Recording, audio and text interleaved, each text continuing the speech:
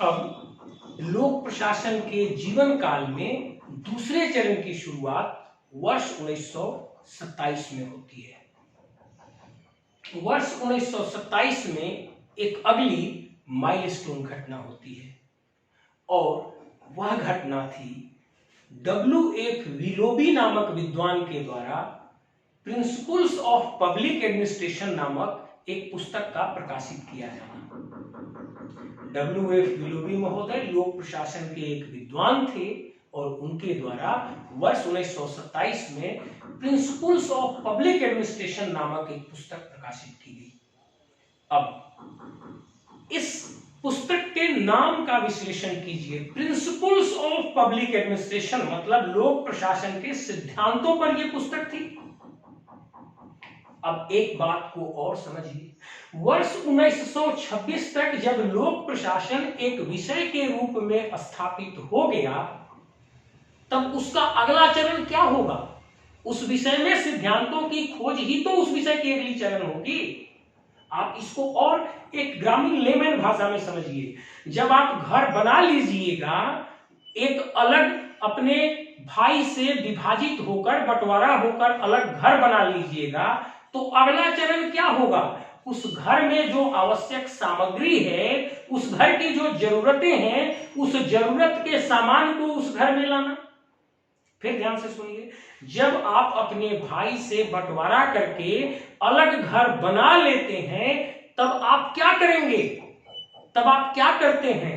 तब आप उस घर में आवश्यक जरूरत की चीजों को धीरे धीरे करके उस घर में लाते हैं। यहां भी यह अपने भाई राजनीति से विभाजित होकर एक अलग घर के रूप में, एक अलग विषय के रूप में यह स्थापित हो चुका। अब जब अलग विषय अर्थात अलग नया घर बन गया, तब उस विषय में अर्थात उस घर में आप आवश्यक सामग्री लाएंगे। अब विषय के लिए आवश्यक सामग्री क्या है? विषय के लिए आवश्यक सामग्री उसका सिद्धांत होता है। इस तरह लोक प्रशासन विषय का जो दूसरा चरण है, वह है सिद्धांतों की खोज या सिद्धांतों का विकास। क्योंकि जब पहले चरण में विषय रूपी घर अलग बन गया, तो उस विषय रूपी घर में आप आवश्यकता की चीजें लाएंगे और विषय रूपी घर के लिए आवश्यकता की चीज होती है उस विषय पर सिद्धांत। और यहां पर वर्ष 1927 में उसी चरण की शुरुआत हुई। लोक प्रशासन विषय में सिद्धांतों के खोज या लोक प्रशासन विषय में सिद्धांतों के विकास के चरण की शुरुआत हुई। और इस चरण की शुरुआत W.F. विलोबी महोदय के द्वारा प्रकाशित पुस्तक the principles of public administration नामक पुस्तक से शुरू हुई।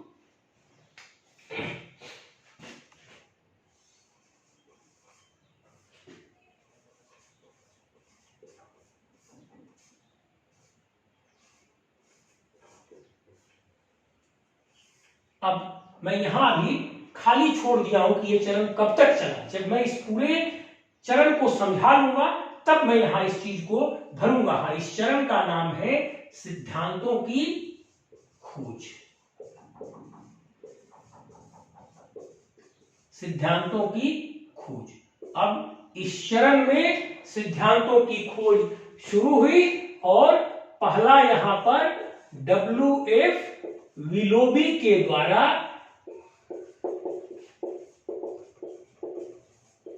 प्रिंसिपल्स ऑफ पब्लिक एडमिनिस्ट्रेशन नामक पुस्तक प्रकाशित की गई और यहीं से वर्ष 1927 में और यहीं से लोक प्रशासन के द्वितीय चरण की शुरुआत होगी। अब इस काल के विद्वानों के द्वारा लोक प्रशासन विषय पर लोक प्रशासन विषय के सिद्धांतों की खोज पर प्रमुख जोर दिया गया।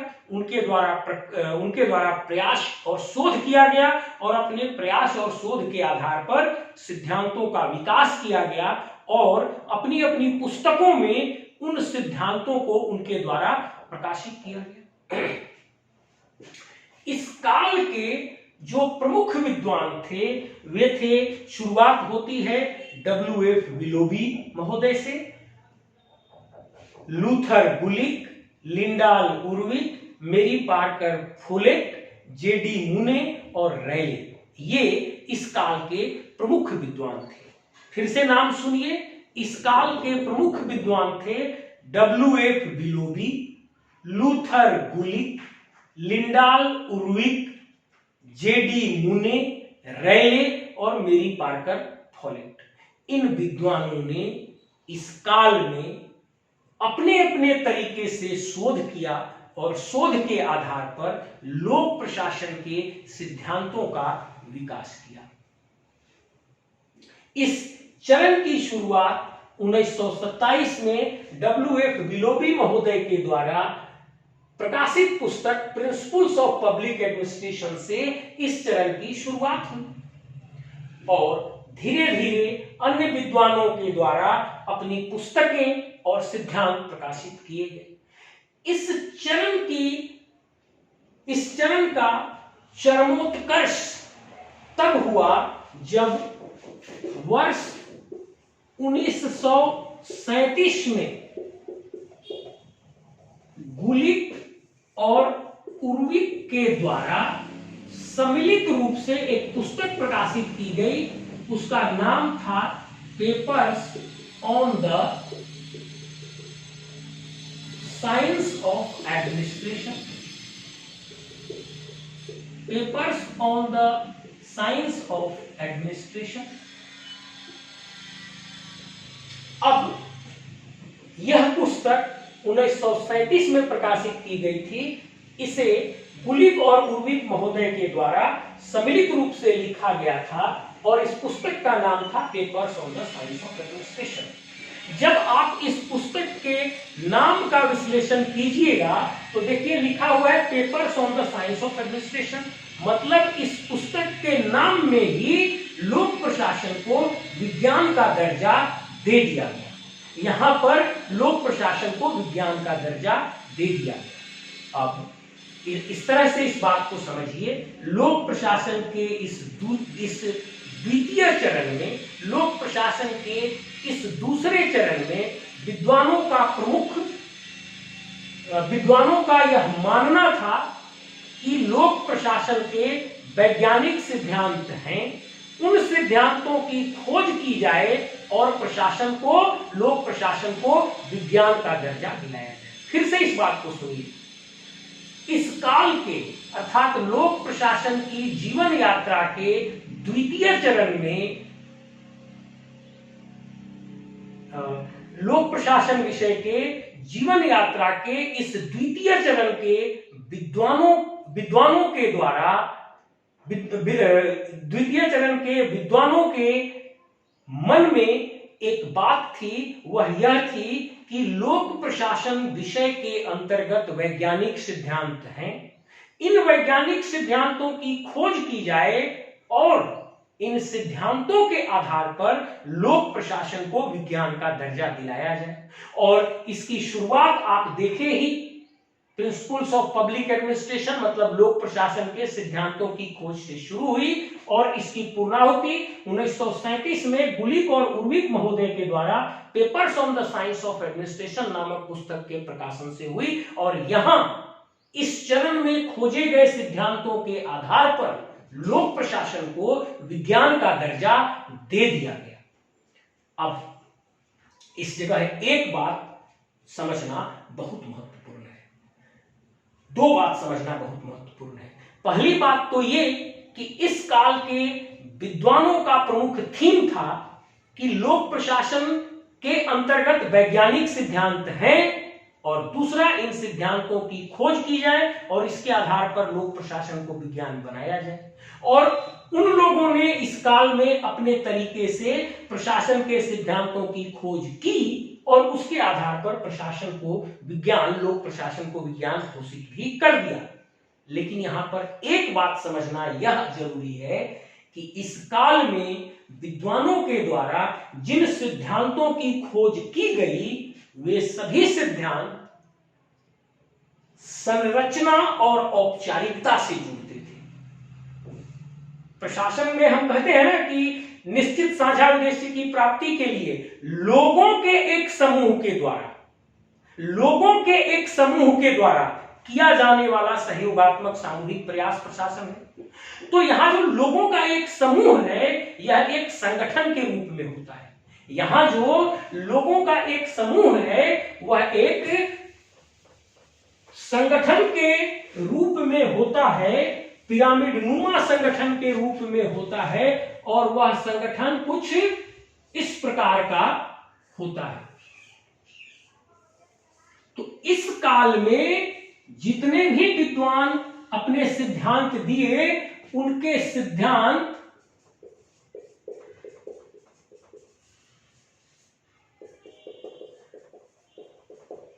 इस काल में जिन जिन विद्वानों के द्वारा अपने सिद्धांत दिए गए वे सभी सिद्धांत प्रशासन के इस औपचारिक संरचना से जुड़े हुए थे। जैसे पद सोपान कैसा होगा, कार्यों का बंटवारा कैसा होगा, नियंत्रण कैसे किया जाएगा, इन बातों पर सत्ता कैसे अप्लाई किया जाएगा, इन सभी बातों पर पद सोपान, नियंत्रण का क्षेत्र,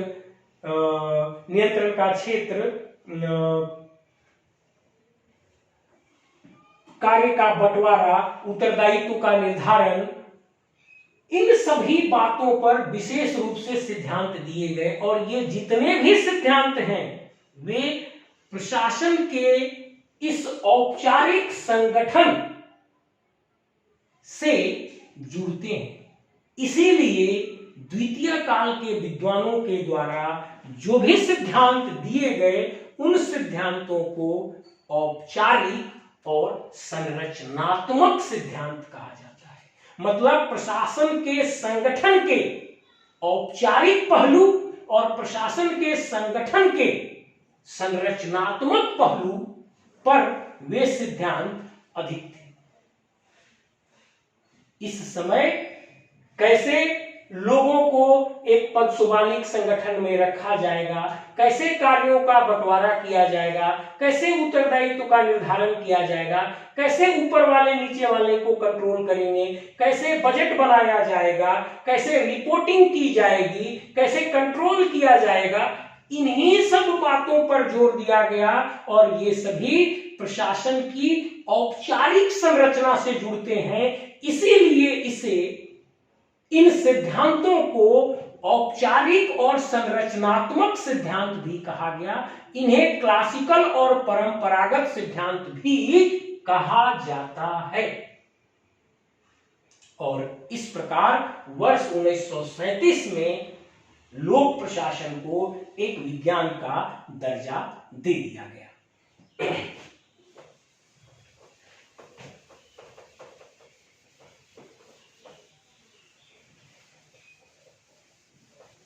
अब लोक प्रशासन विषय के जीवन यात्रा में तृतीय चरण की शुरुआत वर्ष 1938 में होती है।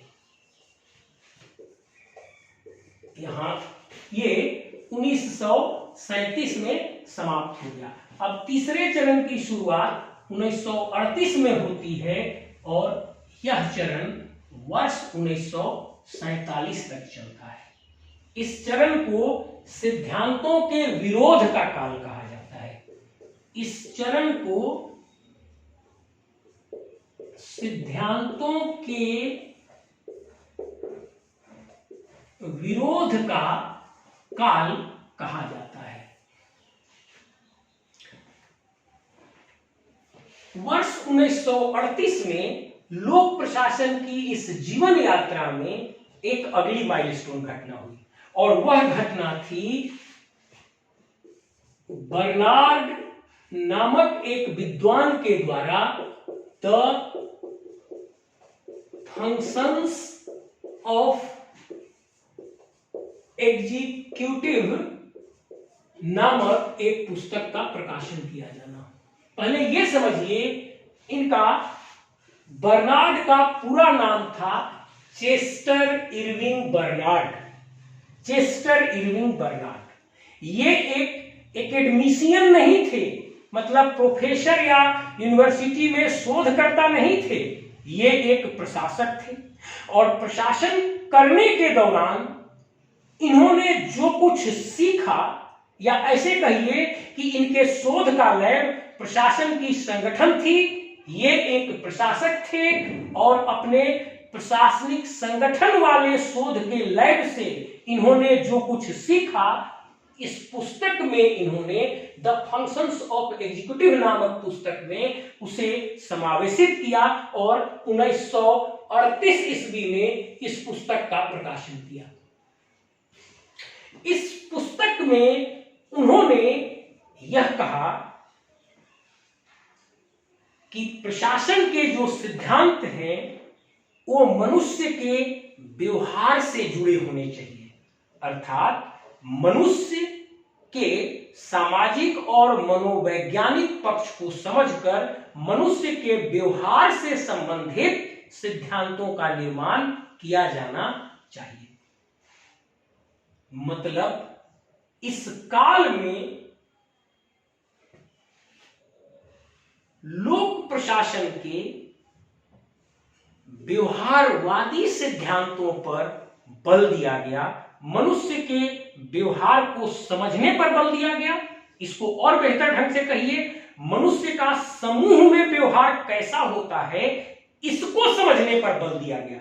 मनुष्य का समूह में व्यवहार कैसा होता है इसको समझने पर बल दिया गया और इसके आधार पर सिद्धांतों के निर्माण पर बल दिया गया।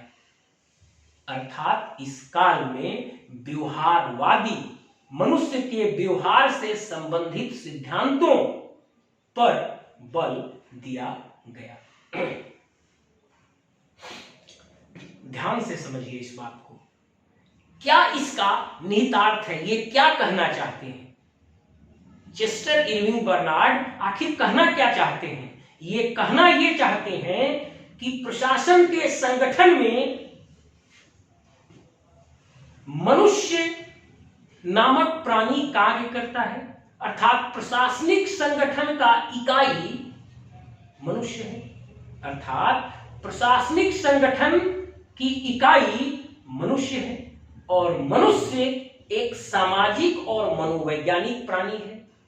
अतः इस मनुष्य के सामाजिक और मनोवैज्ञानिक पक्ष को समझे बिना, इस मनुष्य के समूह में व्यवहार को समझे बिना यदि आप कोई प्रशासन का सिद्धांत बनाते हैं तो वह बहुत वैज्ञानिक नहीं होगा, बल्कि आपको मनुष्य के संगठनात्मक या सामूहिक व्यवहार को समझकर प्रशासन के सिद्धांत को बनाना चाहिए। इस पोर्शन को एक बार फिर सुनिए। इनका निहितार्थ यह है कि प्रशासन की संगठन का जो इकाई है वह मनुष्य है और मनुष्य एक सामाजिक और मनोवैज्ञानिक प्राणी है। अतः मनुष्य के सामाजिक और मनोवैज्ञानिक पक्ष को समझकर उसके सामूहिक व्यवहार को समझकर सिद्धांतों का निर्माण किया जाना चाहिए। प्रशासन के संगठन का इकाई मनुष्य है और मनुष्य एक सामाजिक और मनोवैज्ञानिक प्राणी है। अतः मनुष्य के सामाजिक और मनोवैज्ञानिक पक्ष को समझकर उसके सामूहिक व्यवहार को समझा जाए, फिर प्रशासन के सिद्धांत का निर्माण किया जाए। जब मनुष्य के व्यवहार, सामूहिक व्यवहार से संबंधित सिद्धांत का निर्माण होगा, तभी वह प्रशासन और लोक प्रशासन के लिए वैज्ञानिक सिद्धांत साबित होंगे। उनके इस तर्क का प्रभाव उस काल के विद्वानों पर जबरदस्त पड़ा और यहां से लोक प्रशासन के पहले से तय किए गए सिद्धांतों का विरोध प्रारंभ हो गया। यही कारण है कि तीसरे चरण को सिद्धांतों के विरोध का काल कहा जाता है, क्योंकि इस काल में व्यवहारवादी सिद्धांतों पर बल दिया गया और पहले के सिद्धांतों का विरोध किया गया। इस काल के कुछ प्रमुख विद्वान हैं रॉबर्ट डहल,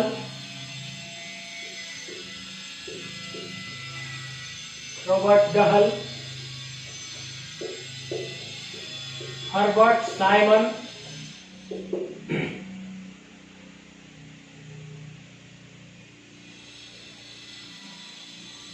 इन तीन विद्वानों को ही अभी आप लीजिए। पहला बर्नार्ड, दूसरा है रॉबर्ट डहल, तीसरा आप ले लीजिए हर्बर्ट साइमन को।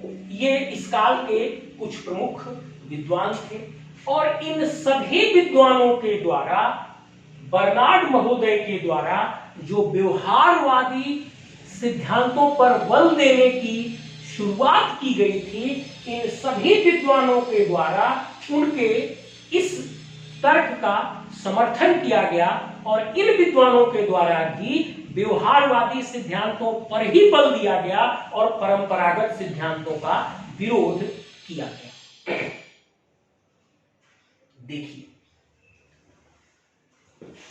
अब वर्ष 1946 में हर्बर्ट साइमन के द्वारा एक पुस्तक, एक लेख प्रकाशित किया गया, जिस लेख का नाम था प्रोवर्ब्स ऑफ एडमिनिस्ट्रेशन। इस लेख का नाम था प्रोवर्ब्स ऑफ एडमिनिस्ट्रेशन और अपने इस लेख में उन्होंने द्वितीय चरण के औपचारिक और संरचनात्मक सिद्धांतों को कहावत कहा। उन्हें वैज्ञानिक नहीं माना बल्कि उन्हें कहावत कहा। इसके बाद उन्होंने 1947 ईस्वी में एडमिनिस्ट्रेटिव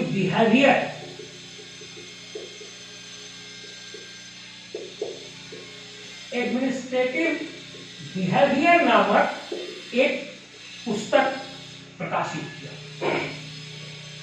वर्ष 1947 में हर्बर्ट साइमन महोदय ने एडमिनिस्ट्रेटिव बिहेवियर नामक पुस्तक प्रकाशित किया और इस पुस्तक में उन्होंने मनुष्य के प्रशासनिक व्यवहार को समझने और व्यवहारवादी सिद्धांतों के विकास पर बल दिया और इस तरह द्वितीय चरण के सिद्धांतों के विरोध का काल जो 1938 में बर्नार्ड महोदय के इस पुस्तक द फंक्शंस ऑफ एग्जीक्यूटिव से हुई थी, वह अपने चरमोत्कर्ष पर 1946 में प्रोवर्ब्स ऑफ एडमिनिस्ट्रेशन और 1947 में एडमिनिस्ट्रेटिव बिहेवियर के प्रकाशन से अपने चरम पर पहुंच गया और यहां आते तक लोक प्रशासन के द्वितीय चरण के सिद्धांतों की धज्जियां उड़ा दी गई, उन्हें कहावत कह दिया गया और उन्हें वैज्ञानिक नहीं माना गया। अब इस काल के दो थीम को आप समझिए। तीसरे चरण के इस काल से पहले दो चरण और थे। पहला चरण था राजनीति और प्रशासन का द्विविभाजन। पहला चरण था राजनीति और प्रशासन का द्विविभाजन। मतलब यहां पर प्रशासन को राजनीति से अलग करके एक विषय के रूप में स्थापित किया गया था और अलग करने का तर्क क्या दिया गया था? राजनीति और प्रशासन दो कार्य हैं, इनकी प्रकृति अलग है, इन दोनों कार्यों का नेचर अलग है, इसलिए इनको विभाजित किया गया था। लेकिन तीसरे चरण में यह कहा गया कि प्रशासन जो है वह राजनीति की परिधि में ही तो काम करता है भाई। प्रशासन जो है वो राजनीति की परिधि में काम करता है और राजनीति के द्वारा तय किए गए लक्ष्यों की प्राप्ति के लिए काम करता है। और दूसरा, प्रशासन राजनीति को नीति निर्माण में सहयोग करता है। मतलब प्रशासन जो है वो राजनीति की परिधि में काम करता है और राजनीति के द्वारा तय किए गए लक्ष्यों की प्राप्ति के लिए कार्य करता है। और इंटर्न प्रशासन राजनीति विषय को नीति के निर्माण में मदद करता है। इसलिए यह कहा जाना कि प्रशासन की प्रकृति बिल्कुल राजनीतिक नहीं होती या प्रशासन की प्रकृति राजनीति से बिल्कुल भिन्न है, यह संभव नहीं है। अतः राजनीति प्रशासन द्विविभाजन का तर्क सही नहीं है। मतलब प्रथम चरण में जो चीज कमाया गया था उसको धराशायी कर दिया गया। फिर से ध्यान से सुनिए, प्रथम चरण में यह तर्क दिया गया था कि राजनीति और प्रशासन दोनों की प्रकृति अलग अलग है, इसलिए प्रशासन को राजनीति से अलग किया जाना चाहिए और प्रशासन को एक स्वतंत्र विषय के रूप में खड़ा किया जाना चाहिए। और इसी तर्क पर प्रशासन एक स्वतंत्र विषय के रूप में खड़ा हुआ था। यहां तर्क दिया गया, तृतीय चरण में आकर इन व्यवहारवादी विद्वानों के द्वारा यह तर्क दिया गया कि प्रशासन हमेशा राजनीति की परिधि में कार्य करता है और राजनीति के द्वारा तय किए गए लक्ष्यों की प्राप्ति के लिए कार्य करता है। प्रशासन हमेशा राजनीति की परिधि में कार्य करता है और राजनीति के द्वारा तय किए गए उद्देश्यों की प्राप्ति के लिए कार्य करता है और प्रशासन राजनीति को नीति के निर्माण में मदद करता है। इस तरह प्रशासन की प्रकृति राजनीति से बिल्कुल अलग नहीं हो सकती।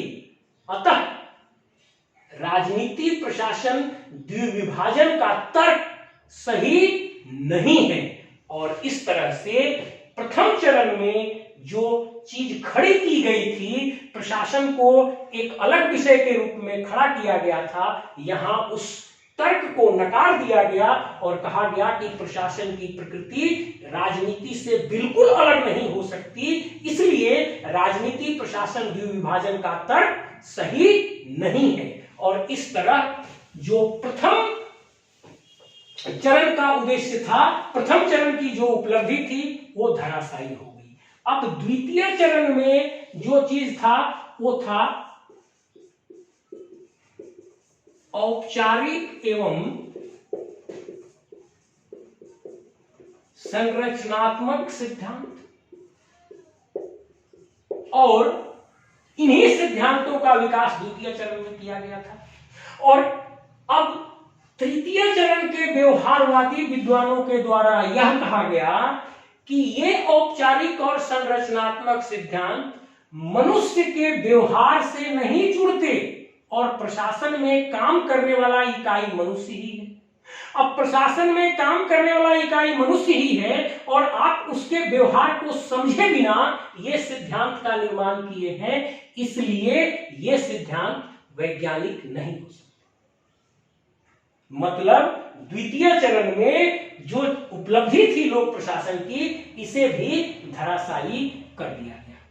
अब इस तरह लोक प्रशासन के तृतीय चरण का अंत होते तक, मतलब वर्ष 1947 आते तक, लोक प्रशासन के प्रथम दो चरणों की उपलब्धियों को धराशायी कर दिया गया और लोक प्रशासन के अस्तित्व का संकट सामने आ गया।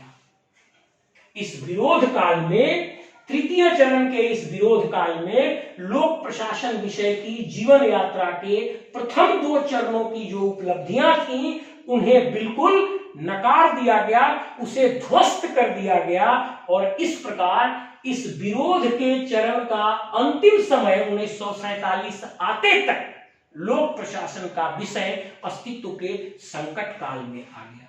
इस प्रकार लोक प्रशासन विषय के चौथे चरण की शुरुआत वर्ष 1948 में हो जाती है और ये 1970 तक यह चरण जारी रहता है। इस चरण का नाम है अस्तित्व का संकट काल। अस्तित्व का संकट काल।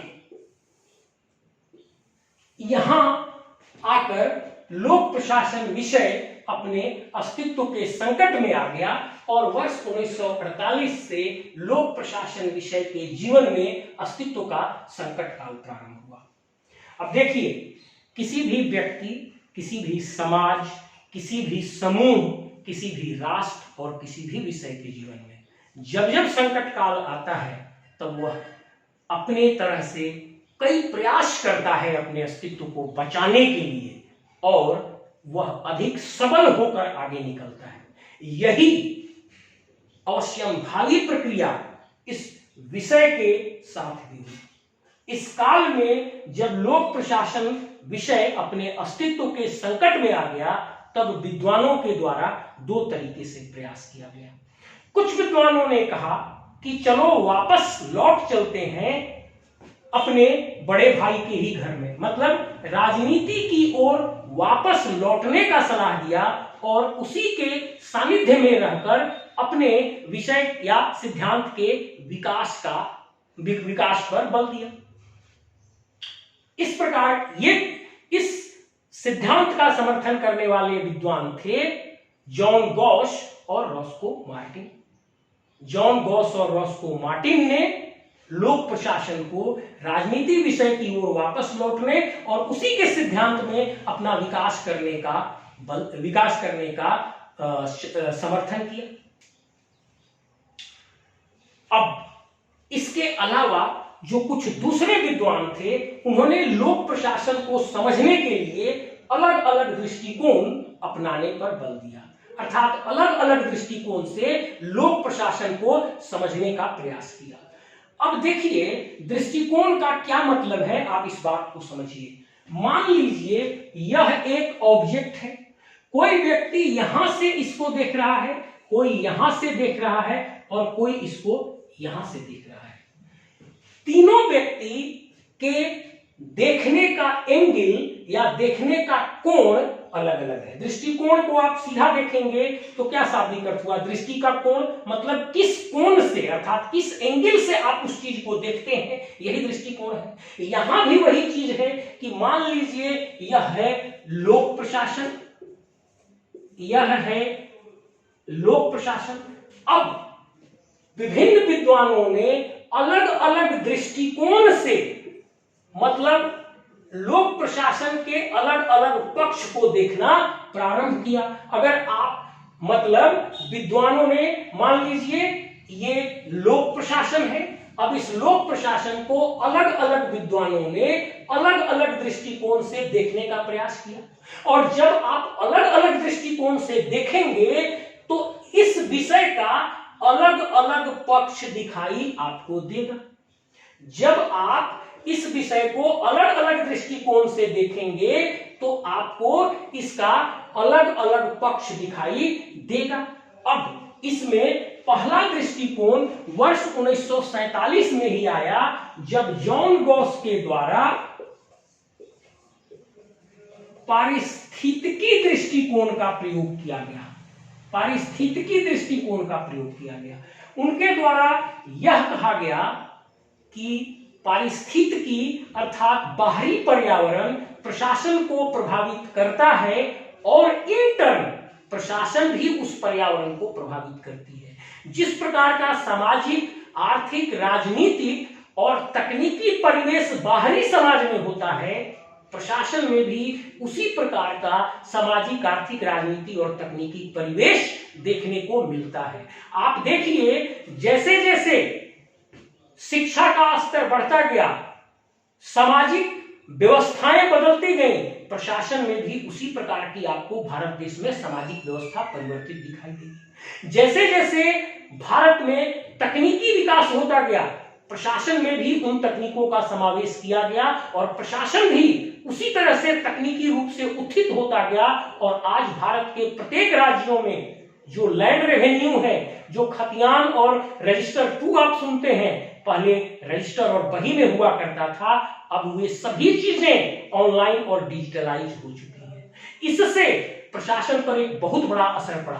प्रशासन प्रॉम्प्ट हुआ, प्रशासन में भ्रष्टाचार की कमी हुई, प्रशासन काफी दक्ष हुआ और प्रशासन में पारदर्शिता भी बहुत अधिक बढ़ी।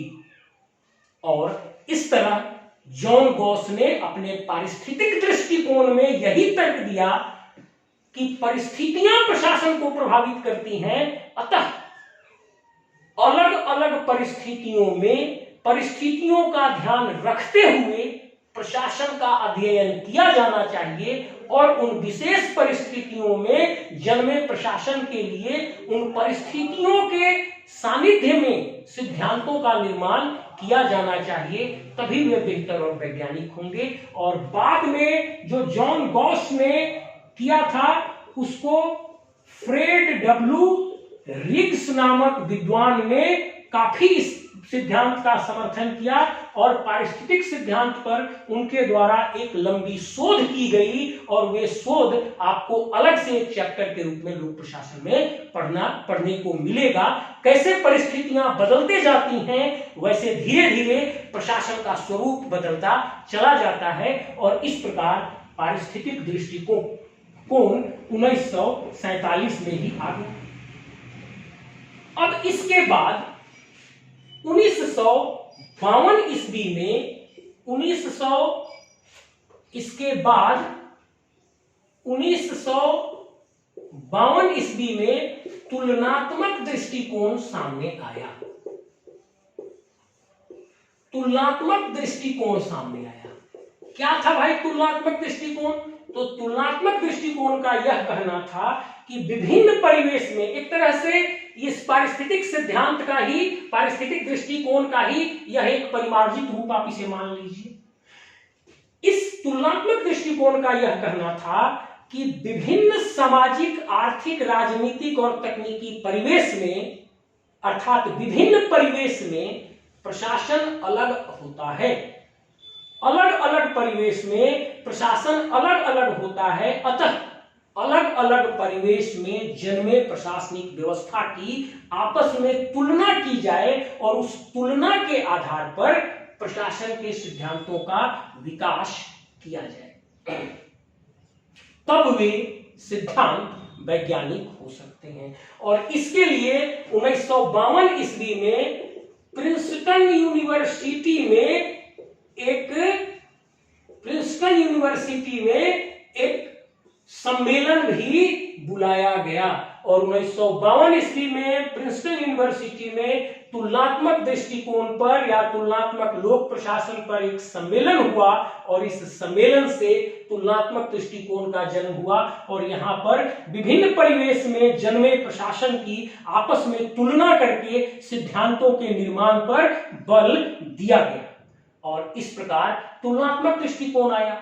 अब इसके बाद आगे वर्ष 1955 में विकास प्रशासन का दृष्टिकोण सामने आया। विकास प्रशासन का दृष्टिकोण सामने आया 1955 में यह विकास प्रशासन का दृष्टिकोण सामने आया। देखिए यह जो काल चल रहा था 20वीं शताब्दी का जो मध्य काल था 1940, 45, 50, 60 जो भी काल था, इस काल में तृतीय विश्व के अधिकांश देश स्वतंत्र हुए थे। अब इन स्वतंत्र देशों का मुख्य उद्देश्य था अपना विकास करना, अपना आर्थिक विकास करना, अपना औद्योगिकरण करना, अपने लोगों के आर्थिक जीवन का उत्थान करना। इससे पहले तक जो प्रशासन के सिद्धांत थे वे इन विकासवादी कार्यों से नहीं जुड़ते थे। कैसे देश का आर्थिक विकास किया जाए इससे नहीं जुड़ते थे।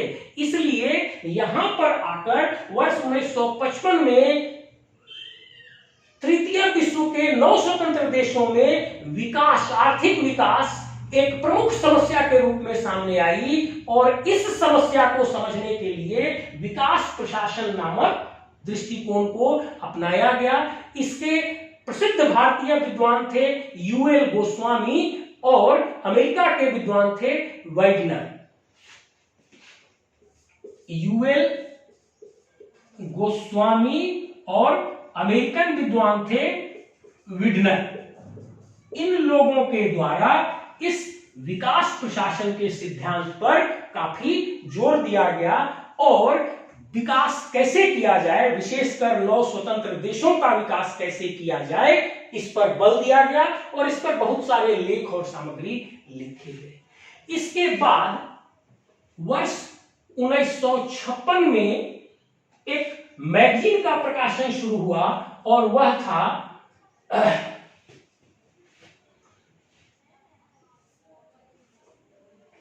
उसका नाम था administrative science quarterly. Administrative science quarterly, political science quarterly मत समझिएगा, एडमिनिस्ट्रेटिव साइंस क्वार्टरली। और इसकी शुरुआत 1956 ईस्वी में हुई। वर्ष 1956 ईस्वी में पॉलिटिकल साइंस क्वार्टरली ना administrative science quarterly, sorry to say वर्ष 1956 में एडमिनिस्ट्रेटिव साइंस क्वार्टरली नामक एक मैगजीन का प्रकाशन शुरू किया गया।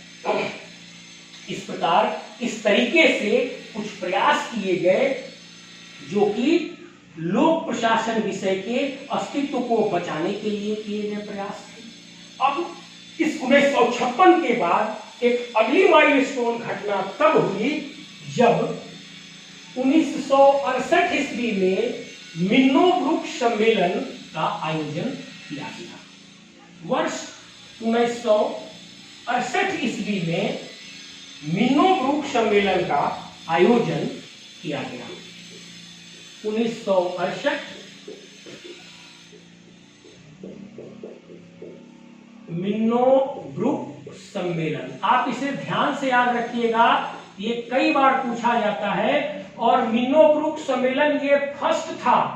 सेकेंड मिन्नोब्रुक सम्मेलन 1988 में हुआ था, इसलिए अभी हम उसकी चर्चा नहीं कर रहे हैं। अभी हम लोक प्रशासन के चतुर्थ चरण 1948 से 1970 की घटनाओं का विश्लेषण कर रहे हैं। और इसमें 1968 में मिन्नोब्रुक सम्मेलन हुआ। इस मिन्नोब्रुक सम्मेलन में ड्वाइट वाल्डो, इस मिन्नोब्रुक सम्मेलन में ड्वाइट वाल्डो नामक प्रसिद्ध विद्वान के द्वारा इस सम्मेलन का नेतृत्व किया गया।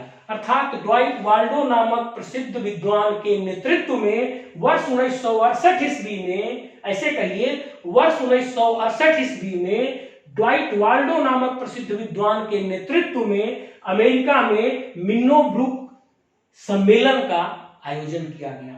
यह आयोजन इसलिए किया गया कि लोग एक अनरेस्ट की अवस्था में थे, विद्वान एक अनरेस्ट की अवस्था में थे और लोक प्रशासन लोगों की समस्या से सीधे जुड़ता नहीं था, लोगों की समस्या से सीधे जुड़ता नहीं था। और उन लोगों का अनरेस्ट सबसे अधिक इस बिंदु पर था कि वैल्यू न्यूट्रल एडमिनिस्ट्रेशन होना चाहिए। मतलब जो प्रशासन था उस प्रशासन का स्वरूप ये था कि वो वैल्यू न्यूट्रल होना चाहिए, मतलब मूल्यों के प्रति उदासीन होना चाहिए। यहां आप शांतिपूर्वक और ध्यान से समझिएगा, तभी ये बात समझ में आएगा, क्योंकि है तो ये छोटा सा शब्द लेकिन है बहुत सागर्भिक। पहले से लोक प्रशासन वैल्यू न्यूट्रल था, मतलब मूल्य के प्रति उदासीन था। और इन विद्वानों का जो मुख्य अनरेस्ट था वो लोक प्रशासन के वैल्यू न्यूट्रल अर्थात मूल्यों के प्रति उदासीन होने से था।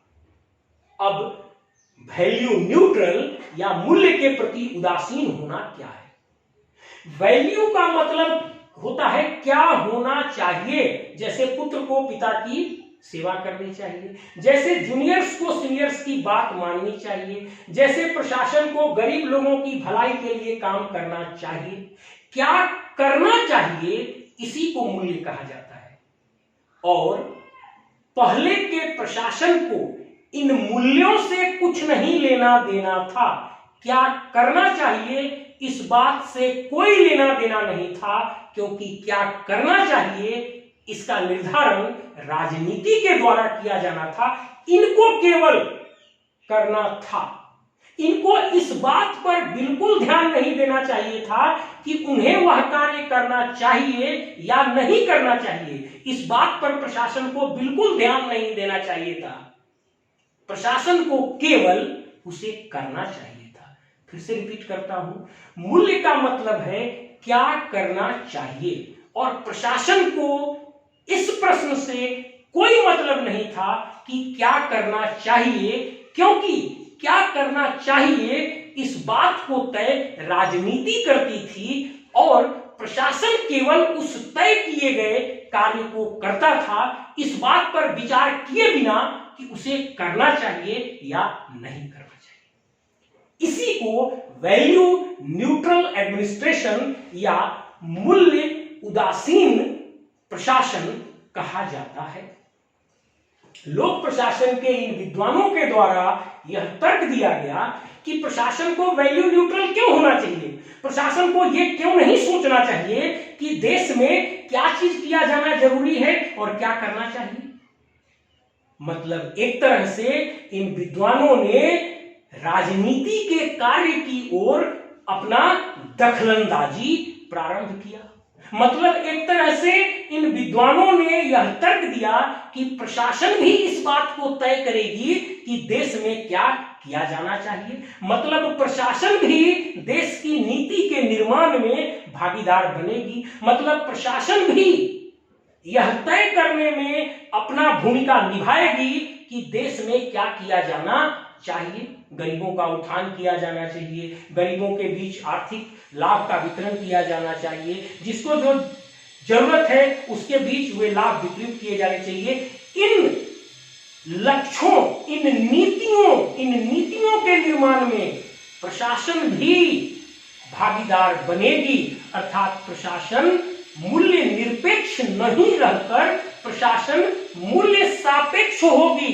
मतलब क्या किया जाना चाहिए, ये जो अभी तक केवल राजनीति के द्वारा तय किया जाता था, उसमें प्रशासन भी अपना भूमिका निभाएगा और यह तय करेगा या यह तय करने में अपना साथ देगा कि क्या किया जाना चाहिए।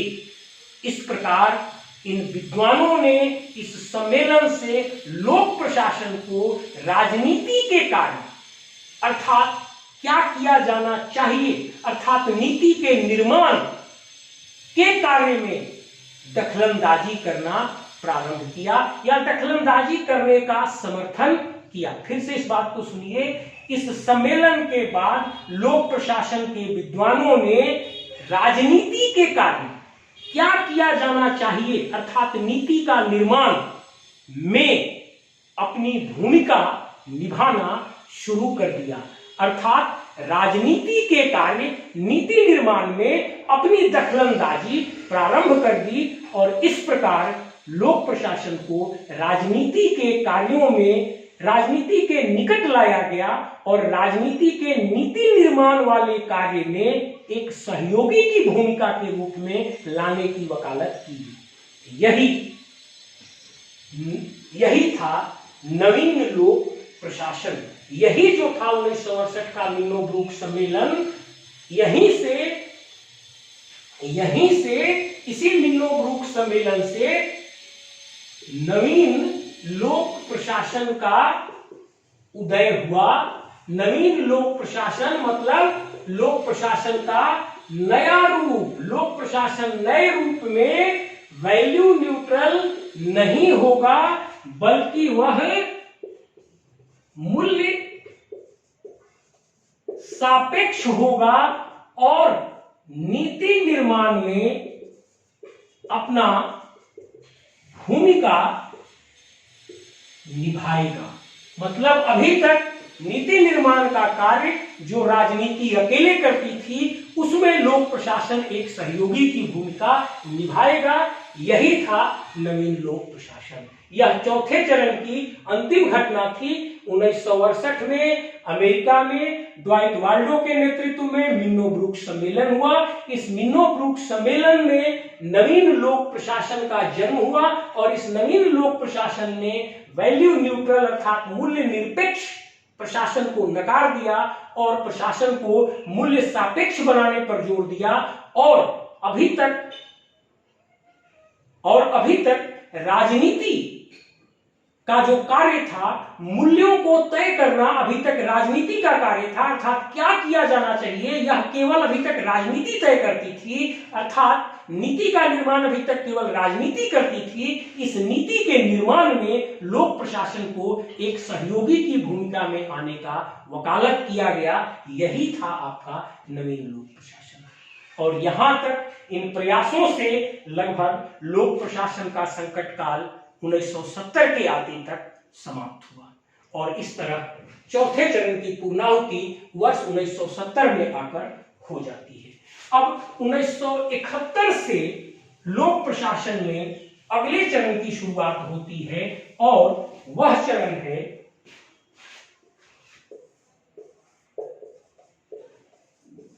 फिफ्थ चरण। ये है 1971 से 1991 का चरण।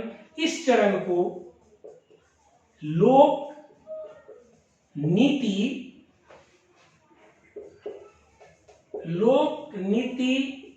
निर्माण तथा विश्लेषण का चरण कहा जाता है। लोक नीति निर्माण तथा विश्लेषण का चरण कहा जाता है। आपको मैंने अभी बताया कि चौथे काल के अंतिम चरण 1968 ईस्वी में, आपको मैंने अभी बताया कि लोक प्रशासन के चौथे चरण के अंत में 1968 में नवीन लोक प्रशासन का जन्म हुआ और इस नवीन लोक प्रशासन ने प्रशासन को लोक नीति के निर्माण में सहयोगी की भूमिका निभाने पर बल दिया। उसी का परिणाम था कि वर्ष 1971 में लोक प्रशासन की जीवन यात्रा में पांचवें चरण की शुरुआत हुई और इस पांचवें चरण में लोक नीति निर्माण और नीति के विश्लेषण पर बल दिया गया। यही कारण है कि इस चरण को लोक नीति निर्माण तथा नीति विश्लेषण का चरण भी कहा जाता है। देखिए, आप एक बात को समझिए, यदि नीतियां अच्छी होंगी तो प्रशासन भी अच्छा होगा। इस चरण का मुख्य थीम यही है। अब इस प्रकार 1968 में जन्मे नवीन लोक प्रशासन के द्वारा जो तर्क दिया गया था, उस तर्क को लेकर यह चरण आगे बढ़ा और लोक प्रशासन नीति के निर्माण में अपनी भूमिका अधिक से अधिक निभाने लगा और नीति के विश्लेषण में अधिक से अधिक भूमिका निभाने लगा।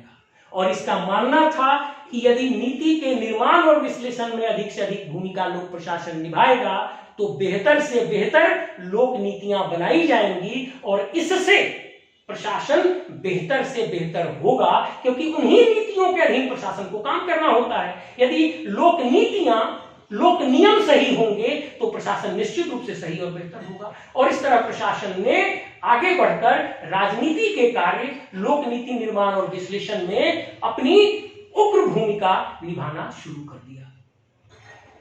लेकिन यह काल बहुत दिनों तक नहीं चला। वर्ष 1991 तक आकर यह काल समाप्त हो गया। इसका एक कारण यह भी है कि आप यदि दूसरे के घर में घुसकर उस पर वर्चस्व जमाना चाहें और यहां तक कि यदि आप उसी के उपज हो, उसी के पैदा किए हुए हो, अब राजनीति का ही तो पैदा किया हुआ लोक प्रशासन था, राजनीति से ही तो जन्मा लोक प्रशासन था। अब यहां पर आकर लोक प्रशासन राजनीति के ही घर में घुसकर दखलंदाजी और वर्चस्व जमाने की कोशिश करने लगा। इस तर्क को न राजनीतिज्ञों के द्वारा और न ही राजनीति शास्त्र के द्वारा समर्थन प्राप्त हुआ और धीरे धीरे करके यह लोक नीति निर्माण और विश्लेषण का चरण वर्ष 1991 में आकर समाप्त हो गया। अब इसके बाद वर्ष 1992 से छठे चरण की शुरुआत होती है और इस छठे चरण को, ये वर्ष 1992 से अभी तक यह चरण चलता है। वर्ष 1992 से अभी तक यह चरण लगातार जारी है। इसको नवीन लोक प्रबंधन तथा अच्छा अभिशासन, नवीन लोक प्रबंधन तथा अच्छे अभिशासन का काल कहा जाता है, क्योंकि वर्ष 1992 के बाद से विश्व के लगभग सभी देशों के प्रशासन में इस नवीन लोक प्रबंधन और अच्छे अभिशासन के सिद्धांत का बोलबाला रहा और इस विषय पर विद्वानों के द्वारा बहुत सारे लेख और पुस्तकें प्रकाशित की गई। यही कारण है कि 1992 से बाद के काल को नवीन लोक प्रबंधन और अच्छे अभिशासन का काल कहा जाता है। देखिए, इसको समझने के लिए आपको थोड़ा पीछे हो रही कुछ घटनाओं को समझना होगा। हम इस पोर्शन को अब मिला देते हैं, इस पोर्शन की अब जरूरत नहीं है। देखिए, ऐसा समझिए 1960 के दशक में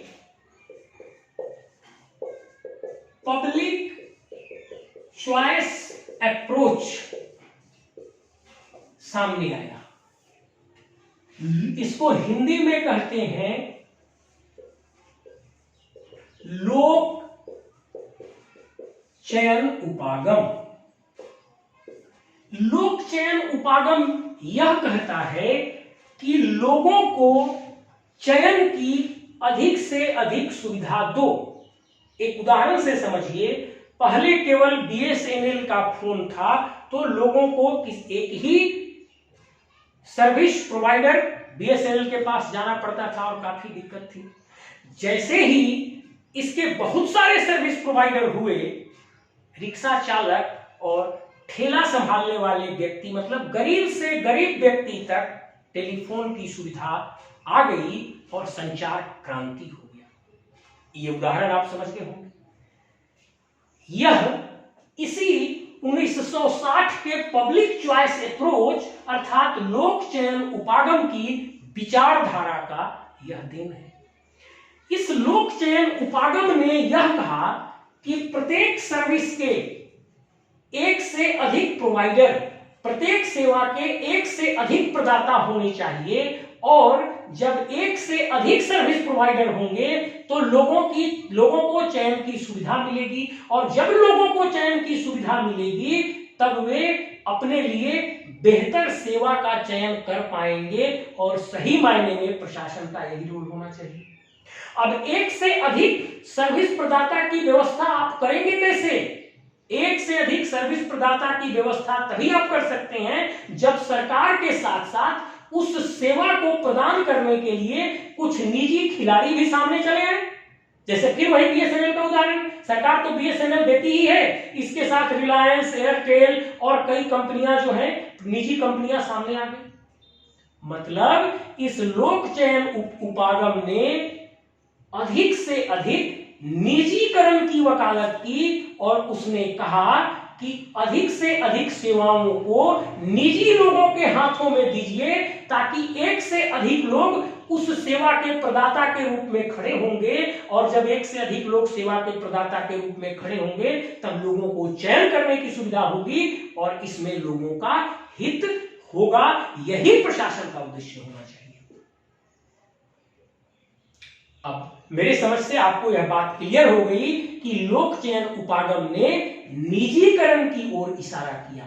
कहा अधिक से अधिक सेवाओं को निजी हाथों में जब दीजिएगा तब एक से अधिक सर्विस प्रदाता आएंगे और लोगों को चयन की सुविधा मिलेगी। यही है लोक चयन उपागम। एक पंक्ति बोलकर इसे समाप्त करता हूं कि लोक चयन उपागम ने अधिक से अधिक निजीकरण करने पर बल दिया। अब इसके बाद 91 में 1900 इनके इस तर्क के बाद 1980 के दशक में विकसित देशों में 1980 के दशक में विकसित देशों में निजीकरण का बोलबाला रहा। ऐसे कहिए प्राइवेटाइजेशन, लिबरलाइजेशन और ग्लोबलाइजेशन का बोलबाला रहा। जब 1980 के दशक में विकसित देशों में प्राइवेटाइजेशन, लिबरलाइजेशन और ग्लोबलाइजेशन का बोलबाला रहा और इसके अच्छे परिणाम विकसित देशों में आए, तब इसको देखकर 1990 के दशक में विकासशील देशों में इस प्राइवेटाइजेशन, लिबरलाइजेशन और ग्लोबलाइजेशन का बोलबाला शुरू हुआ। मतलब उदारीकरण, निजीकरण और वैश्वीकरण का बोलबाला शुरू हुआ और 1990 के दशक आते तक विश्व के सभी देशों, विकसित और विकासशील देशों में उदारीकरण, निजीकरण और वैश्वीकरण का बोलबाला आ चुका था। उदारीकरण का अर्थ होता है अपने कानून को ढीला बनाना, उदार बनाना। निजीकरण का मतलब होता है सरकार अपने कार्यों को निजी हाथों में दे और वैश्वीकरण का मतलब होता है जो कार्य अपने देश में नहीं किए जा सकते हैं उन्हें विश्व के दूसरे देशों और दूसरे संस्थाओं से भी उस कार्य को कराइए। इसी को वैश्वीकरण कहा जाता है।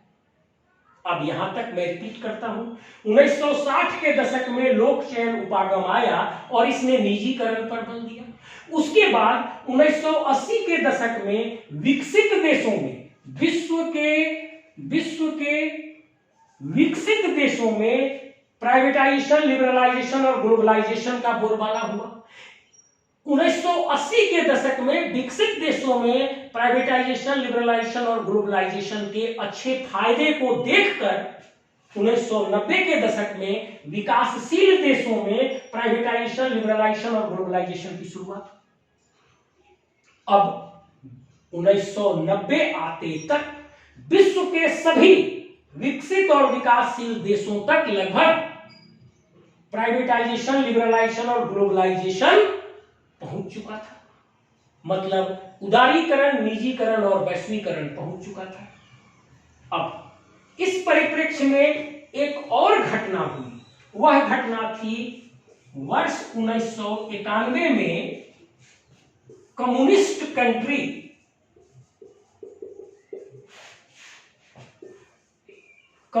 कंट्री सोवियत संघ का विघटन,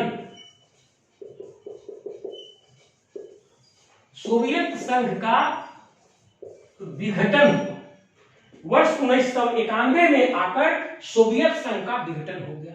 और सोवियत संघ एक कम्युनिस्ट कंट्री था, कम्युनिस्ट विचारधारा का देश था। अब कम्युनिस्ट विचारधारा का देश क्या कहता है?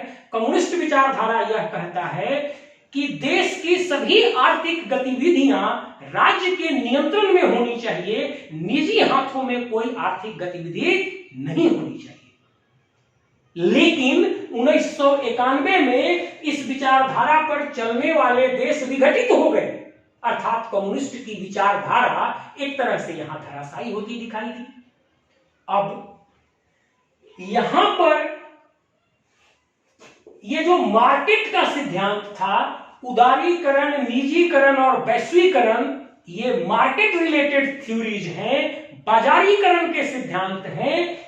इन सिद्धांतों से सभी देशों में प्रगति हुई और कम्युनिस्ट की विचारधारा पर आधारित, अर्थात राज्य की संपूर्ण आर्थिक गतिविधियां राज्य के नियंत्रण में होंगी, इस विचारधारा पर आधारित देश सोवियत संघ का विघटन हो गया। मतलब कम्युनिस्ट विचारधारा एक तरह से यहां पर विफल दिखाई दी। और इन सभी घटनाओं का एक परिणाम हुआ कि डेविड ऑसबोर्न और टेड गैबलर, डेविड ऑसबोर्न और टेड गैबलर के द्वारा एक विचारधारा दिया गया। डेविड ऑसबोर्न और टेड गैबलर, डेविड ऑसबोर्न और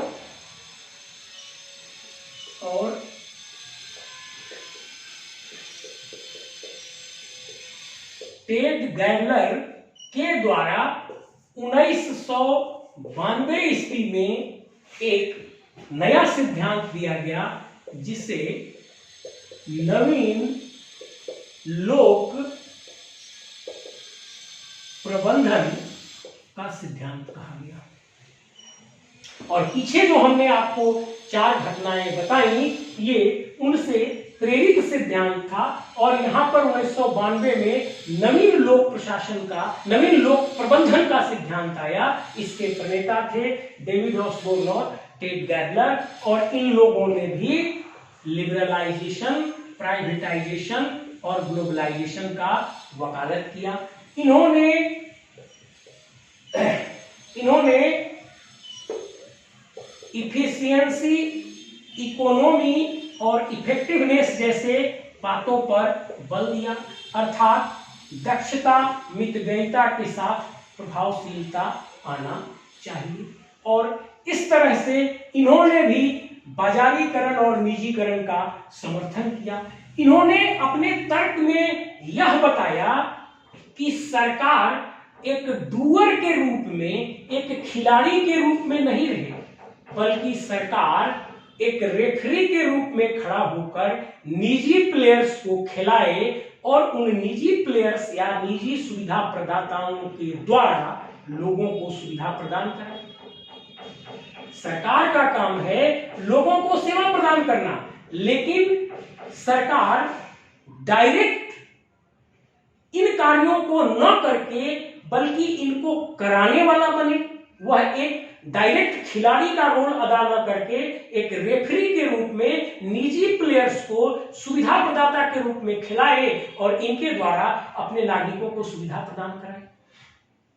इस प्रकार इसने सरकार के दायरा को धीरे धीरे सिमटने के लिए कहा और निजी क्षेत्र का धीरे धीरे विस्तार करने की बात कही। इन्होंने कहा सरकार को समेटकर छोटा कर दीजिए, सरकार को समेटकर छोटा कर दीजिए और निजी को बढ़ा दीजिए और प्राइवेट का क्षेत्र का विस्तार करिए।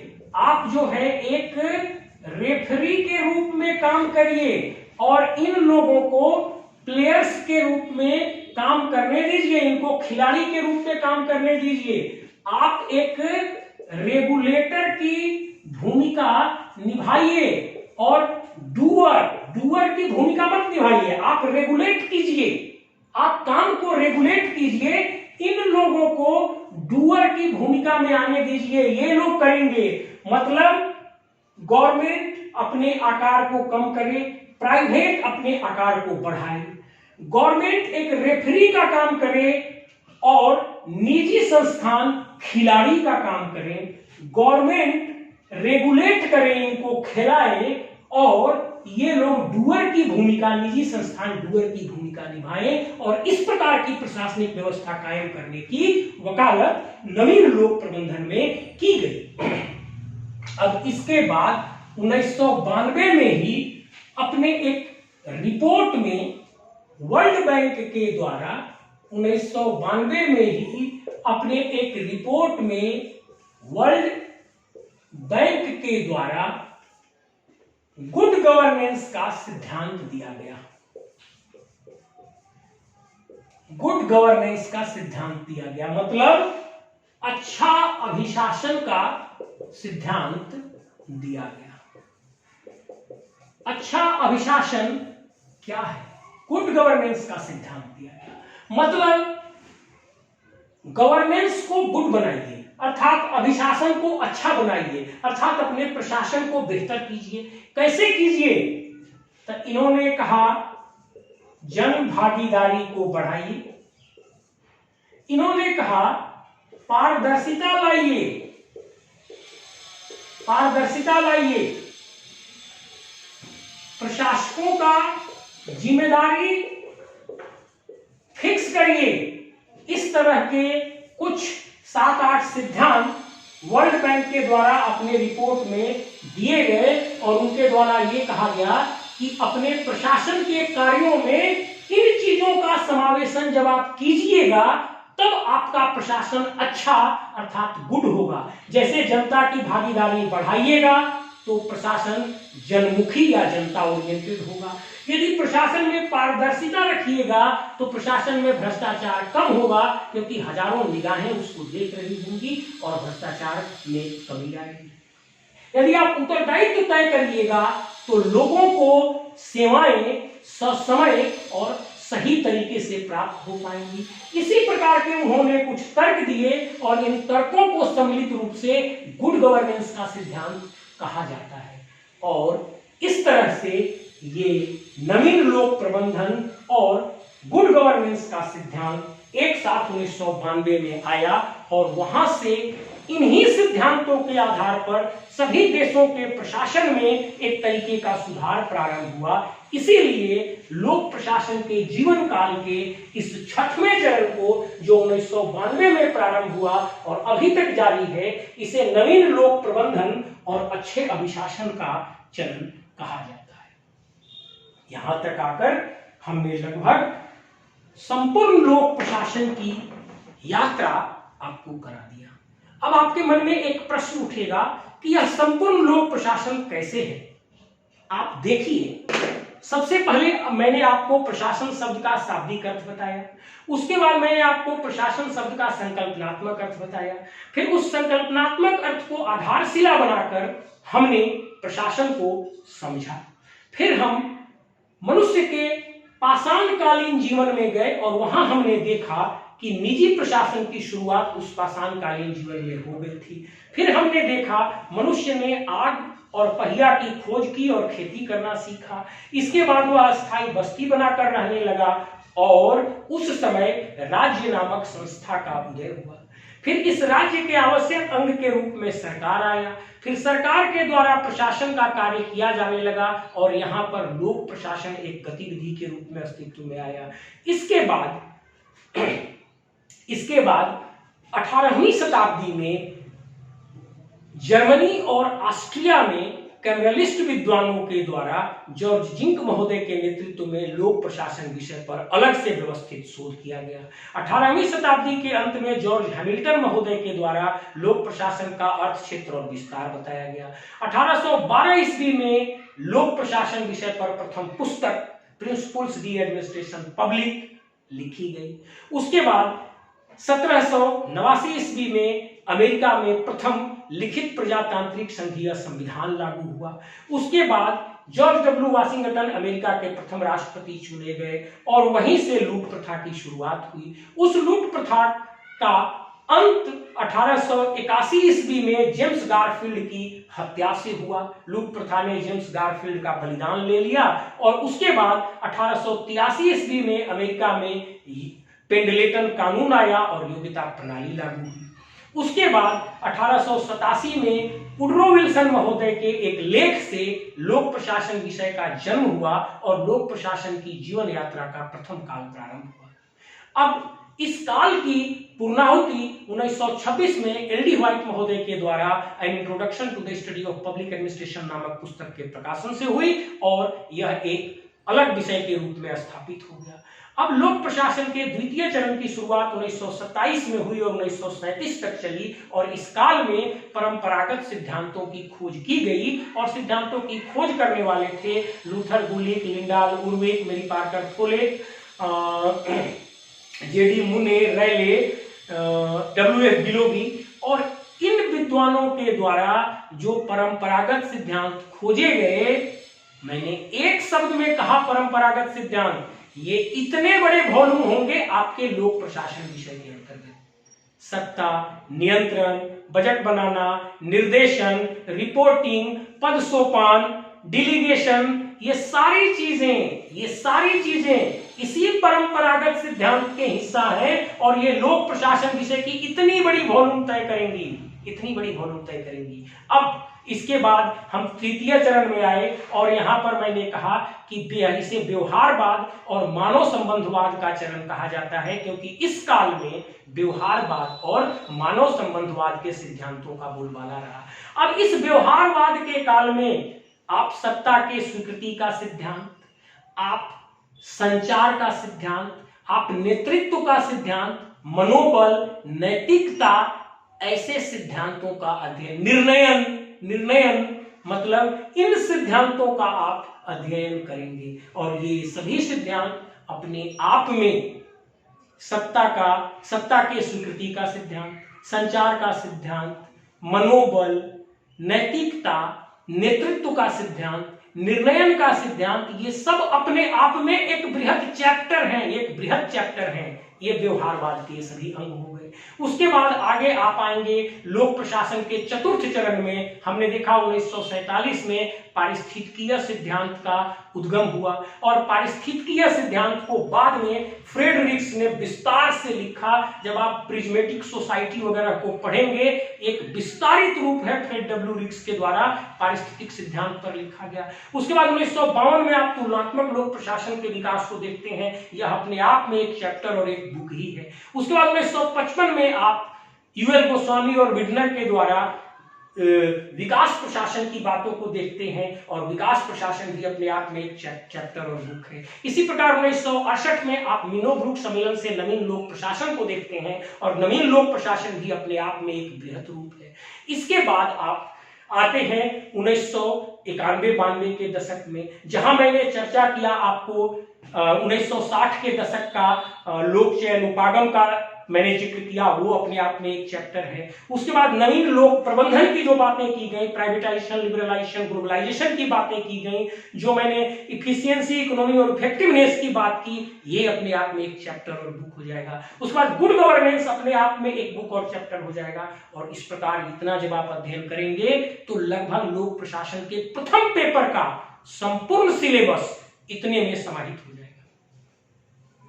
अब इसी तरह से मैं भारतीय प्रशासन पर एक लेक्चर रिकॉर्ड करूंगा, जिसमें संपूर्ण भारतीय प्रशासन को मैं एक ही लेक्चर में समाहित करूंगा, एक ही लेक्चर में समाहित करूंगा। और ये 2-4 दिनों के अंतर्गत आप तक ये वीडियो अपलोड हो जाएगी। अब यह पूरा क्लास देखने के बाद यदि आपको ऐसा महसूस होता है कि यह आपके लिए उपयोगी है, आपके जीवन में कुछ वैल्यू ऐड कर सकता है, तब आप इसे सब्सक्राइब कर सकते हैं। Thank you.